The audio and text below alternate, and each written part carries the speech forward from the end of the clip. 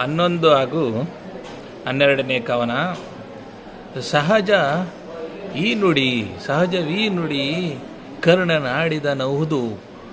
ಪಾಂಡವರೆಂಬುವರು ಕಡು ಸಾಹಸಿಗಳು, ಗೆಲ್ಲಲರಿದು ಕುಹುಕೋಪಾಯ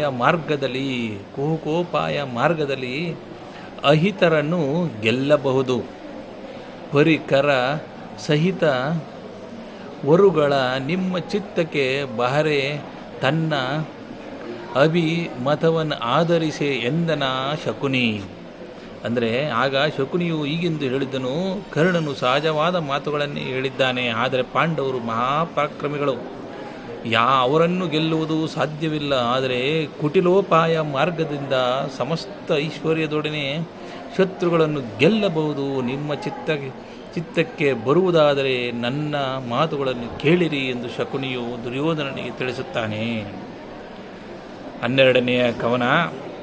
5 ಮುಖ ವೀರ 5 ಭುಜ 15 ಕಂಗಳ ವಿಗಡ ರುದ್ರನು ಮೇದಿನಿಯ ಮೇಲೊಂದು ಶಿರ. ಭುಜ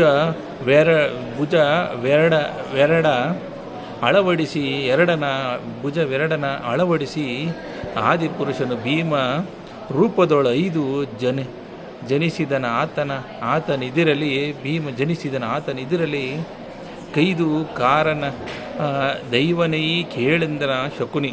ಅಂದರೆ ಶಕುನಿ ಹೇಳುತ್ತಾನೆ, 5 ಮುಖಗಳು 10 ಭುಜಗಳು 15 ಕಂಗಳುಳ್ಳ ಆದಿಪುರುಷನಾದ ರುದ್ರನು ತನ್ನ ತಲೆ 2 ಭುಜಗಳನ್ನು ಹೊಂದಿ ಭೀಮನ ರೂಪದಿಂದ ಹುಟ್ಟಿದ್ದಾನೆ. ಅವನಿದಿರಲಿ ನಿಂತು ಗೆಲ್ಲಬಲ್ಲ ಶಸ್ತ್ರಧಾರಿಯು ಯಾರು, ನೀನು ಹೇಳು ಎಂದು ಶಕುನಿಯು ದುರ್ಯೋಧನಿಗೆ ತಿಳಿಸುತ್ತಾನೆ. ಧನ್ಯವಾದಗಳು.